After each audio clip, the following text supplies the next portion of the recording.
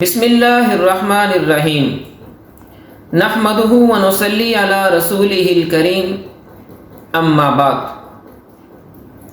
آج سورہ المائدہ کے حوالے سے کچھ باتیں عرض کرنی ہیں۔ سب سے پہلی بات، سورہ المائدہ کا مختصر تعارف۔ سورہ المائدہ قرآن مجید کی ترتیب کے لحاظ سے 5ویں سورت ہے اور یہ مدنی صورت ہے، کیونکہ ہجرت کے بعد اللہ تعالیٰ نے اس کو نازل فرمایا۔ اس صورت میں 120 آیات ہیں اور یہ صورت 16 رکوعات پر مشتمل ہے۔ اس کی آیت 112 میں حضرت عیسیٰ علیہ السلام کے حواریوں کی طرف سے نزول مائدہ کا جو مطالبہ کیا گیا تھا کہ اللہ تعالیٰ ہمارے لیے آسمان سے کھانا نازل فرمائے، اس مناسبت سے اس پوری سورت کا نام سورہ المائدہ رکھا گیا۔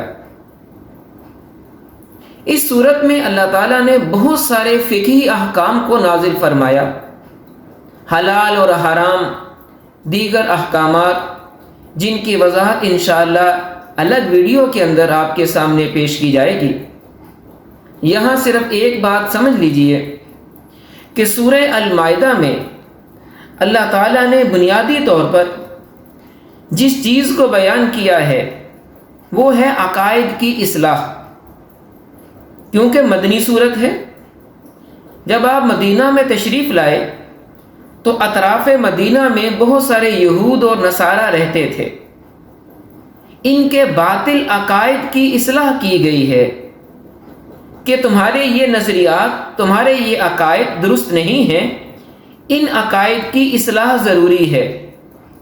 اور پھر ساتھ میں جو مدینہ میں مسلمان رہتے تھے، ان مسلمانوں کو بھی آپ صلی اللہ علیہ وسلم کی تعلیمات اور احکام پر عمل کرنے کا مکمل حکم دیا گیا کہ آپ صلی اللہ علیہ وسلم کی اطاعت، آپ صلی اللہ علیہ وسلم کی فرما برداری نہایت ضروری اور لازمی ہے۔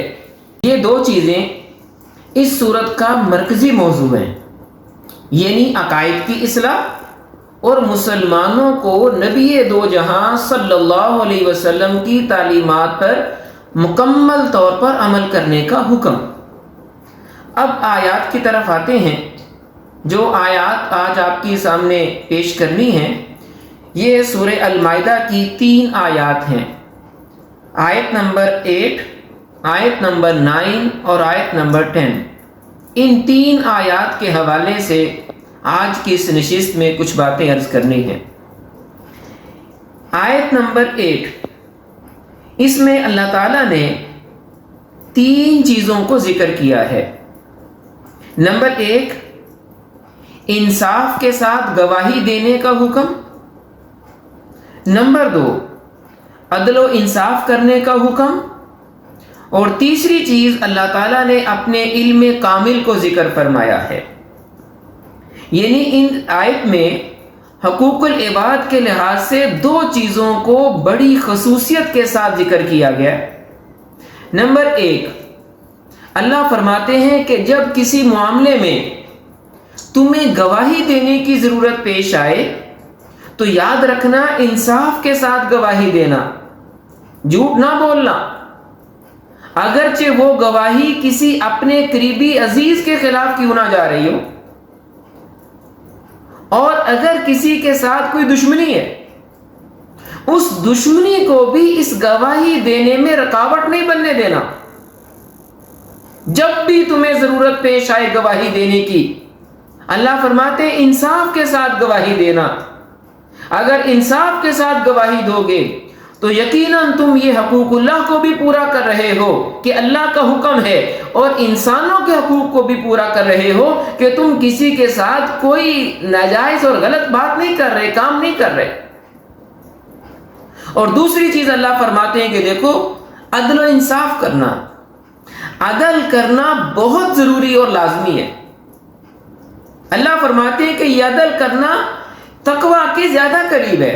اعدلوا هو اقرب للتقوی، اگر تم واقعی متقی بننا چاہتے ہو پرہیزگار بننا چاہتے ہو تو عدل و انصاف کے دامن کو ہرگز نہ چھوڑنا۔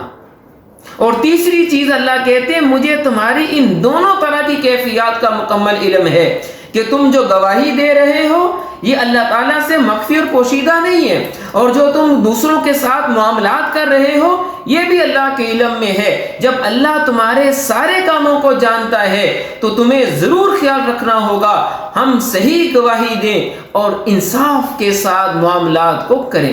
دیکھیے ذرا آیت میں اللہ فرماتے ہیں یا ایھا الذین آمنوا کونوا قوامین للہ شہداء بالقسط، اے ایمان والو اللہ کے واسطے انصاف کی گواہی دینے کے لیے کھڑے ہو جاؤ۔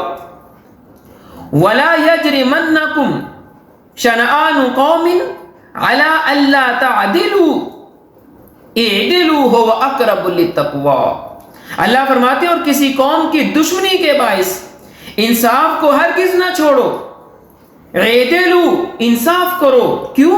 هو اقرب للتقوی، یہ تقوی کے زیادہ قریب ہے۔ واتقوا اللہ، اللہ سے ڈرتے رہنا، کیونکہ ان اللہ خبیر بما تعملون، جو کچھ تم کرتے ہو بے شک اللہ اس سے خبردار ہے۔ کوئی بھی چیز اللہ تعالیٰ کے علم سے باہر نہیں ہے۔ آیت نمبر 9، اس میں اللہ تعالیٰ نے اہل ایمان کے ساتھ ایک وعدہ فرمایا کہ جو اہل ایمان حقوق اللہ اور حقوق العباد پورا کریں گے اللہ تعالیٰ کی طرف سے ان کے لیے بہت بڑا اجر ہے، کیونکہ اس آیت میں جیسے میں نے عرض کیا دونوں طرح کے حقوق کا ذکر ہے، حقوق اللہ کے لحاظ سے بھی حقوق العباد کے لحاظ سے بھی۔ جب ایک مسلمان اللہ کے حقوق کو بھی پورا کرتا ہے انسانوں کے حقوق کو بھی پورا کرتا ہے تو اللہ تعالیٰ کا وعدہ یہ ہے کہ اللہ تعالیٰ ان کو بہت بڑا جو ہے اجر عطا فرمائیں گے اور ان کی چھوٹی موٹی غلطیوں کو اللہ معاف فرما دیں گے۔ دیکھیے آیت نمبر 9 میں وعد اللہ الذین آمنوا وعملوا الصالحات، اللہ نے ایمان والوں سے وعدہ کیا ہے، وعملوا الصالحات، اور جو نیک کام کرتے ہیں ان سے اللہ کا وعدہ کیا ہے؟ لہم مغفرۃ، ان کے لیے بخشش ہے، واجر عظیم، اور بڑے اجر کا اللہ نے وعدہ کیا ہے۔ تو جو ایمان اور عمل صالح اختیار کرتا ہے اللہ کا اس سے 2 طرح کا وعدہ ہے۔ اللہ فرماتے ہیں اس کی ہم بخشش بھی فرما دیں گے اور اس کے لیے ہم نے بڑا اجر تیار کیا ہے۔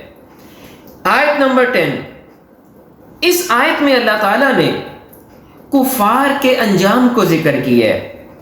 قرآن پاک کا یہ ایک انداز ہے کہ اللہ تعالیٰ نے جہاں اہل ایمان کو ذکر کیا ہے ان کے لیے جزا انعام کو اجر کو ذکر کیا ہے، ساتھ میں اللہ تعالیٰ کافروں کا بھی ذکر کرتے ہیں تاکہ اہل ایمان کو خوشی ہو کہ دیکھو اللہ تعالیٰ نے ہمیں ایمان اور اسلام کی دولت سے مالا مال کیا اور ہم اس طرح کی سزا اور عذاب سے اپنے آپ کو ہم نے بچا لیا۔ اب کفار کا انجام کیا ہوگا؟ جنہوں نے اللہ اور اس کے رسول کا انکار کیا، اللہ کی آیات کا انکار کیا، ان کے لیے سزا کیا ہے اس کا تذکرہ ہے۔ اللہ فرماتے ہیں والذین کفروا، اور جن لوگوں نے کفر کیا، وَكَذَّبُوا بِآيَاتِنَا، اور انہوں نے ہماری آیات کو جھٹلایا، اولئک اصحاب الجحیم، یہی تو جہنم والے ہیں۔ اللہ کہتے ہیں جو ہماری آیات کا انکار کرتا ہے اور ہماری آیات کی تکذیب کرتا ہے، تکذیب کا مطلب یہ ہے کہ جو ان کو جھٹلاتا ہے۔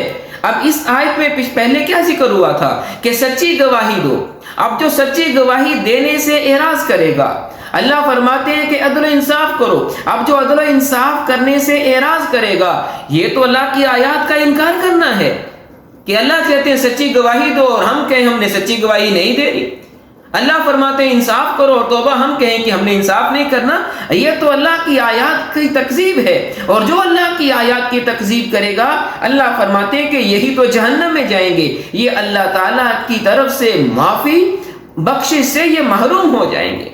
اس لیے ضروری یہ ہے کہ ہم حقوق اللہ کو بھی صحیح طریقے سے پورا کریں اور حقوق العباد کو بھی صحیح طرح سے پورا کریں، اور حقوق العباد میں 2 حقوق خصوصیت کے ساتھ ہیں، نمبر 1 انصاف کے ساتھ گواہی دینا، نمبر 2 عدل و انصاف کرنا۔ دعا ہے کہ اللہ تعالی ہمیں ان پر عمل کرنے کی توفیق نصیب فرمائے۔ وما علینا الا البلاغ المبین۔